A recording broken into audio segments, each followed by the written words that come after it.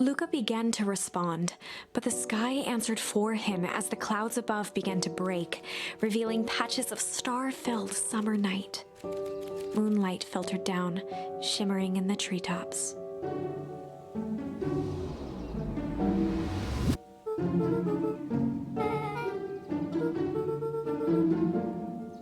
Luka stopped himself mid-sentence.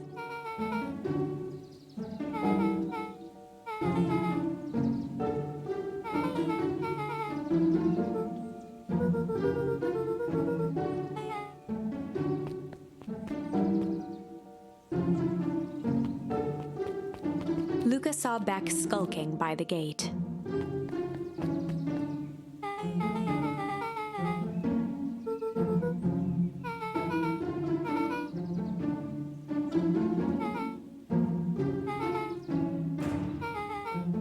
Beck grabbed the wrought iron bars and shook the gate.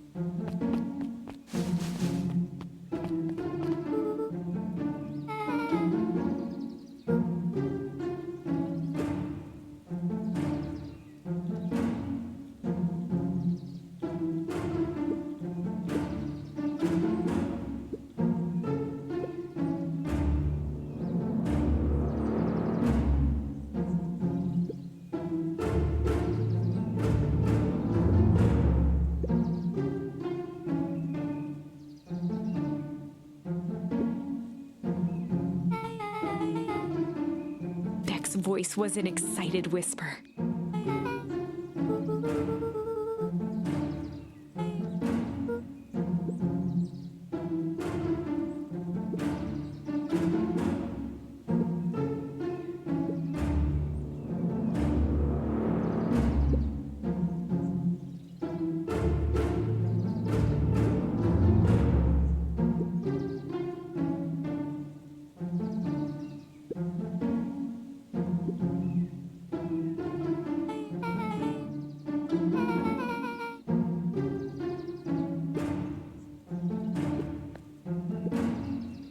The mysterious figure retracted their mask, hair pushing out from all corners.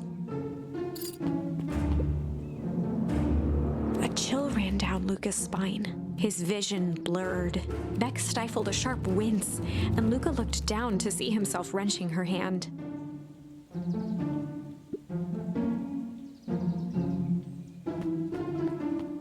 Gran tousled her hair back under the face mask.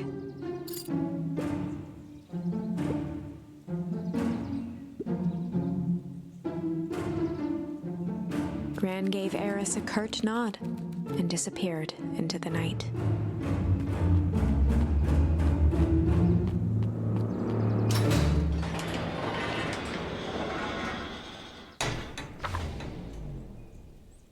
Chapter 5. What big ears you have! Luka sat shivering in the bushes, staring at his feet. After checking to make sure the coast was clear, Beck gave him a gentle tug on his sweater.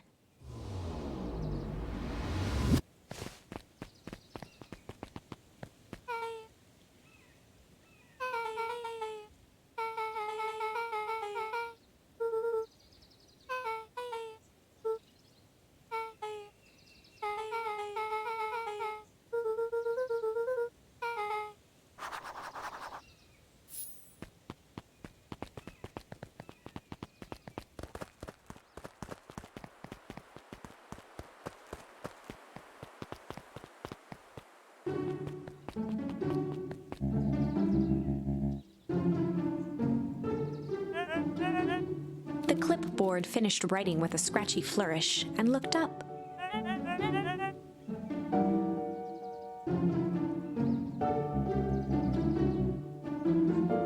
Mr. Nuncreed, arms crossed over his paunch, gave an exhausted sigh.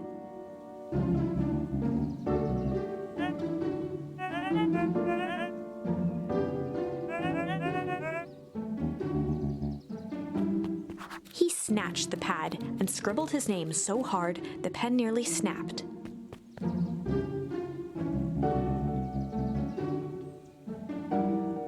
The clipboards looked at each other for a moment, almost pondering the possibility, then broke into laughter as they walked away.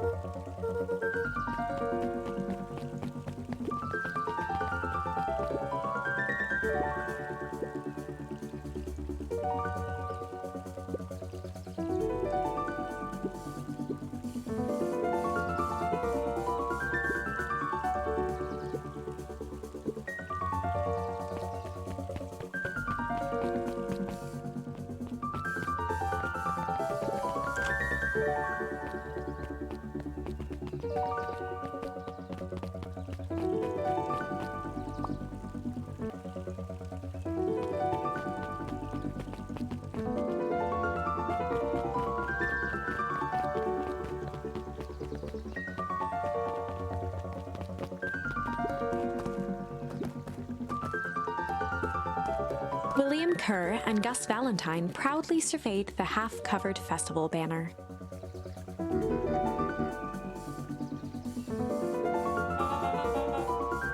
The mayor gave a half-hearted shrug.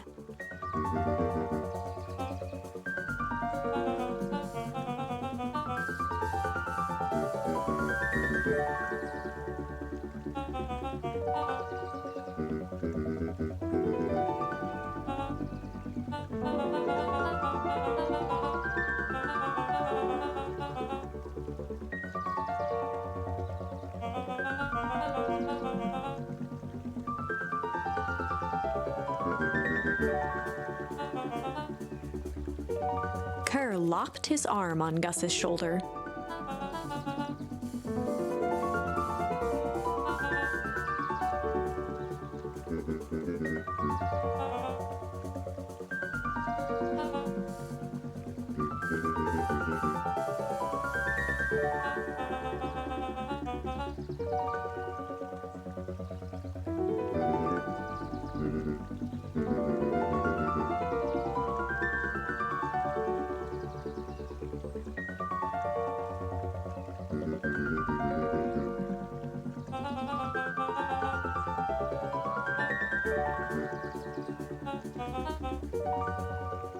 With a glimmer in his eye, Kerr gestured grandly toward the horizon.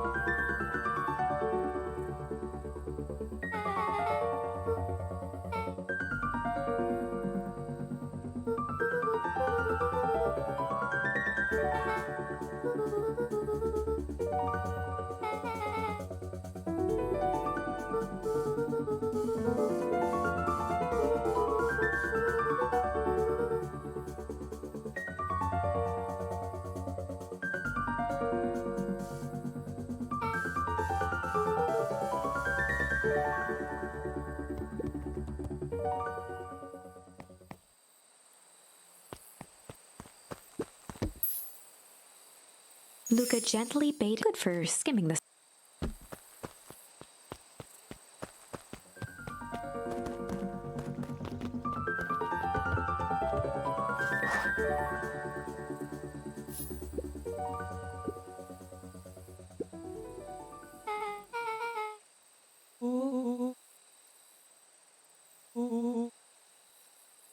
Rollo waggled his head with pride.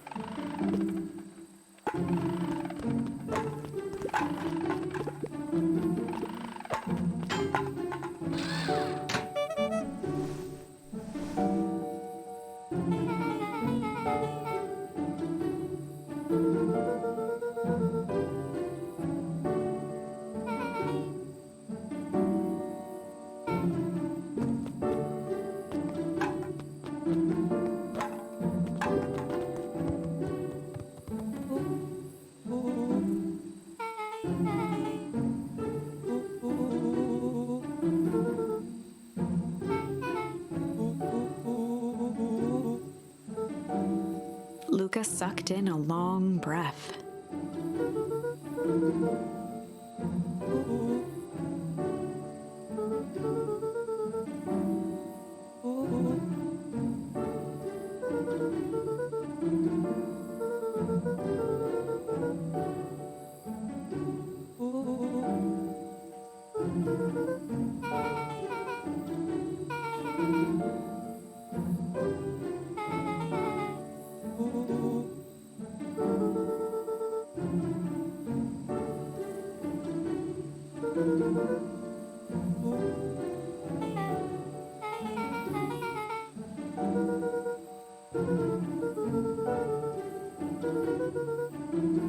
Rollo let out a low whistle.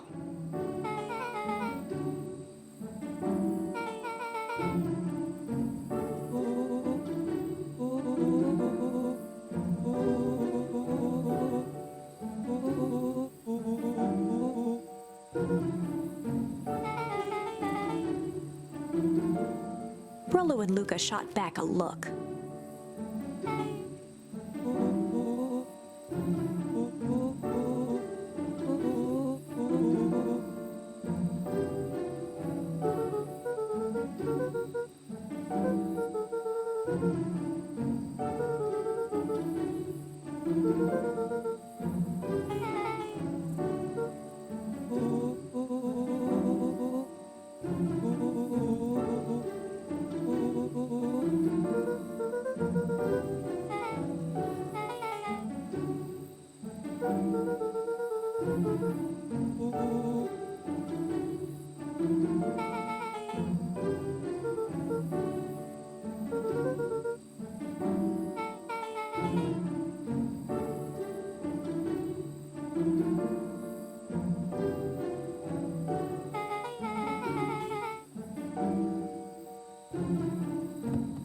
Luka gazed out the window.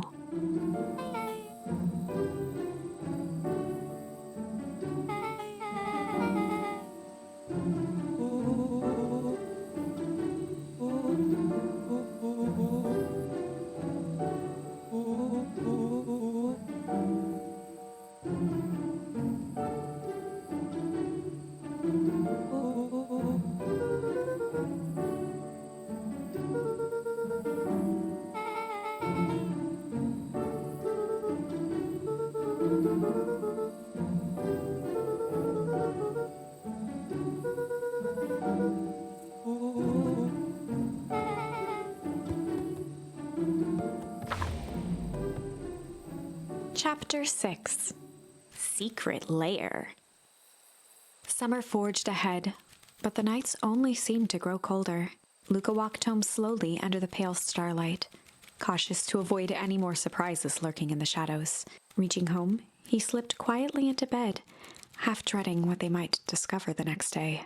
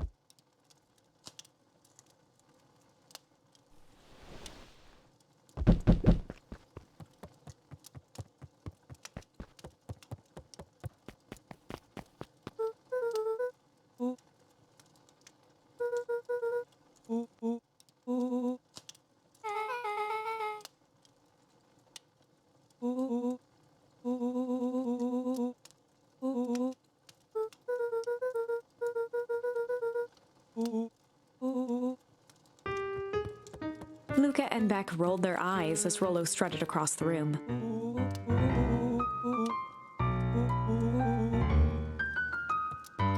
Rollo flung open the cabinet with confidence. He coughed as a veil of dust hit his face.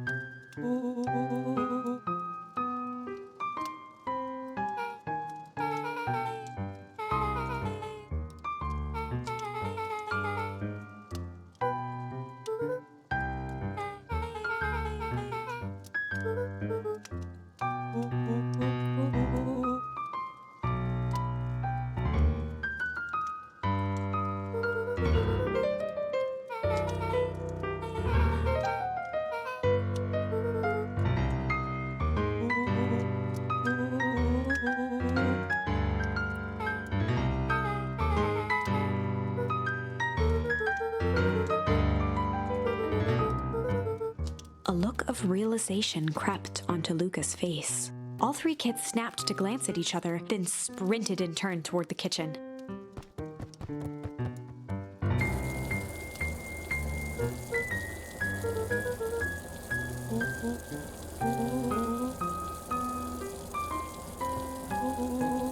Before he could finish, Luka scrambled up Rollo's back.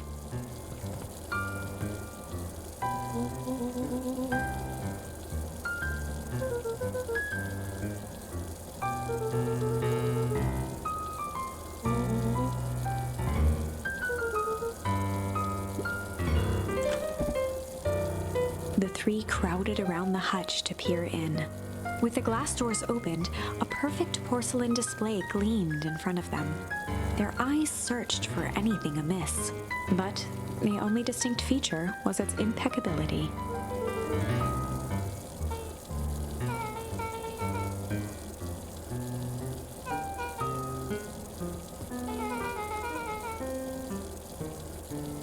As Beck pulled on one of the teacups, it slanted forward with a hollow click. The entire hutch began to rustle and slide under its own power.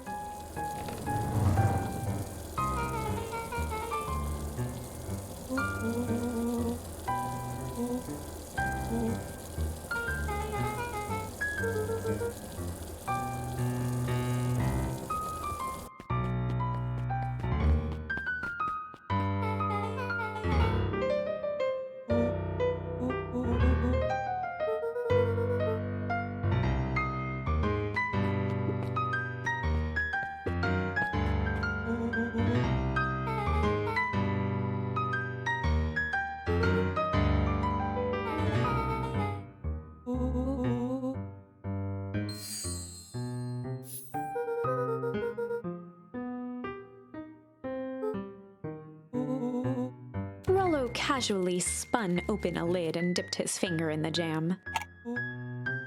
He smacked his lips. Rollo plunged his hand in the jar, fishing out a soggy slip of paper. Rollo offered the slimy note to Luka and licked his fingers clean.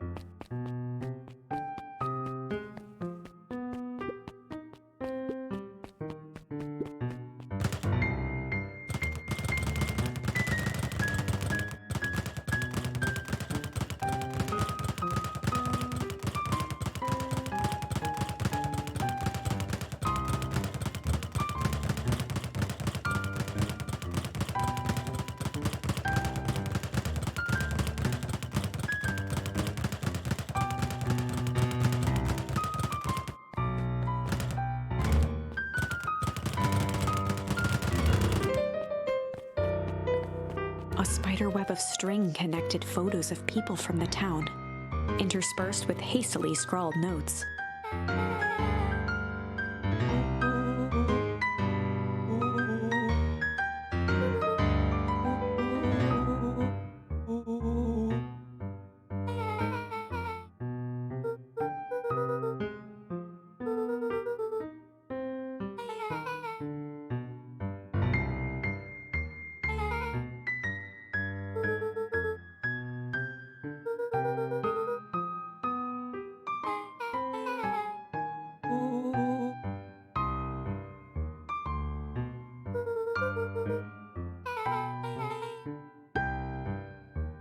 Luka jostled each cabinet drawer in turn. Only one was unlocked. He fingered through the filing cabinet, pausing at a bulging folder labeled Walter. For a long moment, he just stared at it.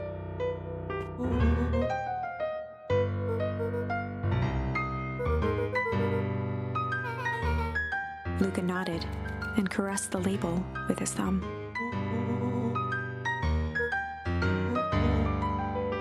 Rollo swiped the folder from the drawer and began leafing through the pages. He whistled to himself, barely looking at the text.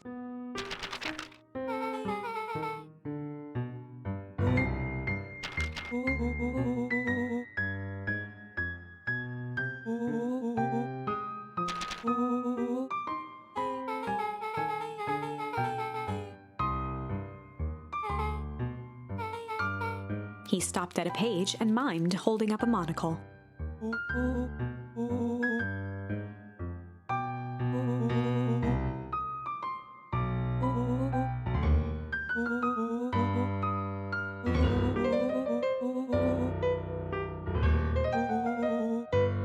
Rollo looked up with heightened surprise.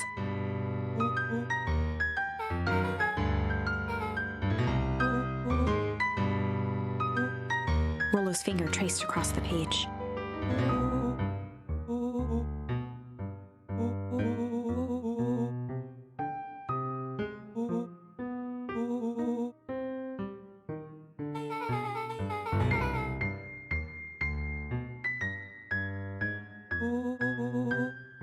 Rollo scanned through several more pages.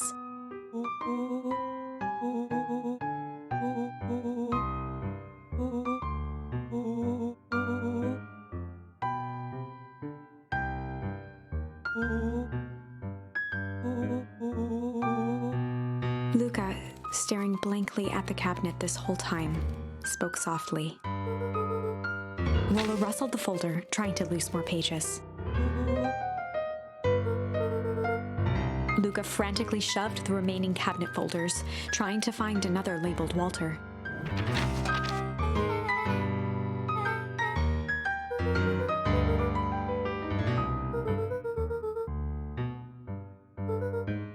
Luka slammed the drawer shut.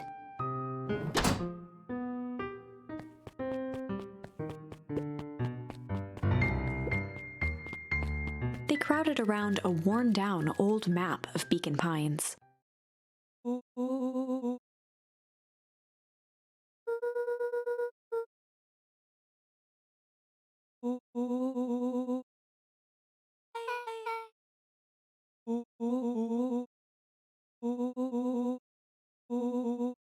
Rollo carefully traced the path with his finger. He jabbed down at the end point.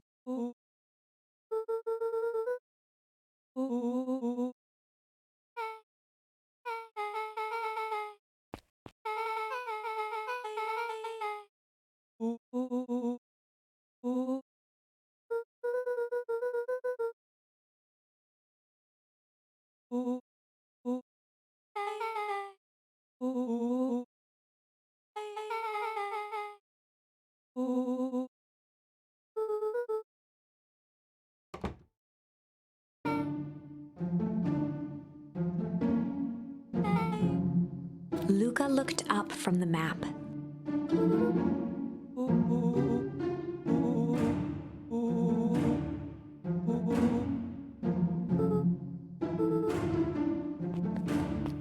Beck flicked off the light, and they became statues in the dark.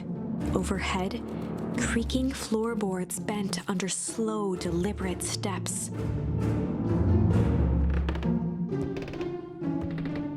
The kids looked up, the tilt of their necks following each footfall.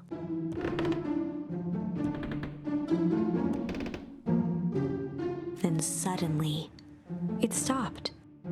Without realizing, they'd been holding their breath. All three exhaled shakily and glanced at each other. A muffled male voice broke the silence. A final few footsteps reached the entrance above them, and the voice now echoed down the stairs. The three kids shuffled to the corners without a peep.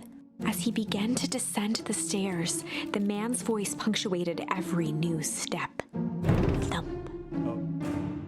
Thump. Thump. Thump.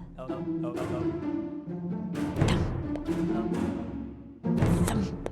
At the bottom step, the man paused, squinting to search the room for signs of life. Rollo shifted suddenly. Luka gave him an intense, chastising look and whispered through clenched teeth. It was too late. Rollo was already inching toward the stairway. He screeched as he charged toward the shadowy figure.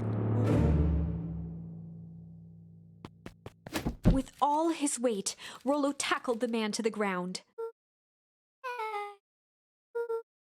From the dark corner, they saw something move.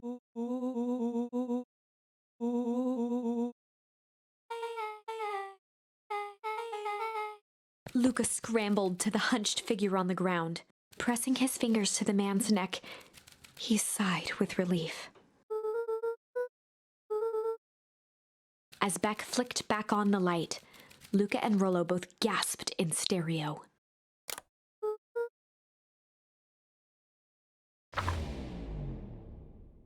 Chapter 7.